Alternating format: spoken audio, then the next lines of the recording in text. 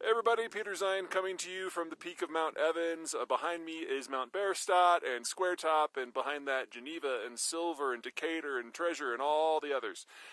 Today we're going to talk about something a lot of you have written in about, and that is the LK99 superconductor information that has recently been leaked onto Twitter and Reddit.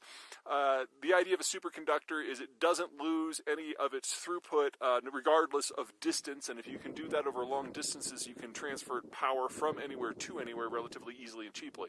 That's the idea anyway. The short version for LK99 is that it's probably nothing. The reports in question date back over 15 years, and the only thing that's new is that they were leaked and they were put online. And a number of institutions within Korea, because that's where the first tests were done, have already come out and saying that at best they're flawed.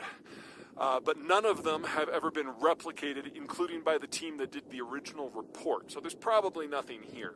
It's just that it's getting a little bit of fresh air all of a sudden. Now, if you want to bet on semiconductors, I welcome you to it. It's one of the material sciences breakthroughs that we really need if we're going to make the green transition stick. One of the problems we have with the green transition is that you can generate a lot of solar in the Southwest and a lot of wind power in the Great Plains, but that's not where most of the American population lives.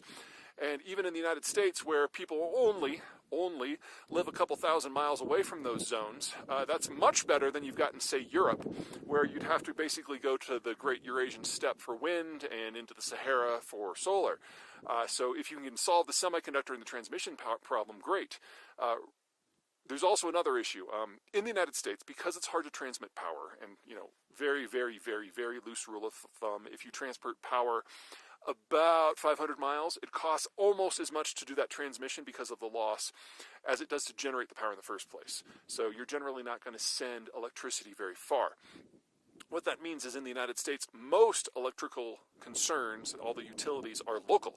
So each town or each county has their own. There are very few large utilities in the United States.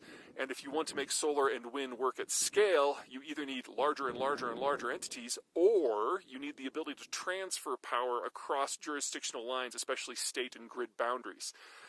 Superconductors would in theory allow us to do that technically, but we still need the legal structure to do it. Now, you can do high voltage lines, which will double, triple, maybe even quadruple the distance you can send power in an economically viable manner, but until you can cross those boundaries, it doesn't really matter.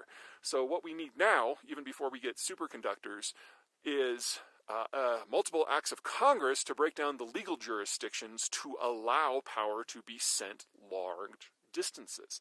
And as soon as Congress does that, a number of states will sue, because right now this has been a local and a state legal prerogative. So we need a significant legal overhaul before we can really do the green transition, even if we did have superconductors. So I'd say start now and get the laws changed, and then hopefully we can have that physical science breakthrough that is necessary to do this at scale and over distance. Okay, that's it. Take care.